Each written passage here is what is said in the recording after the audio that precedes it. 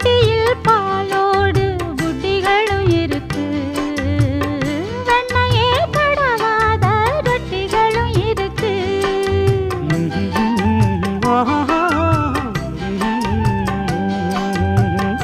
ஒண்ணுமே வேணாமே உன்னை விட எனக்கு, உள்ளது எல்லாமே உன்னிடத்தில் இருக்கு.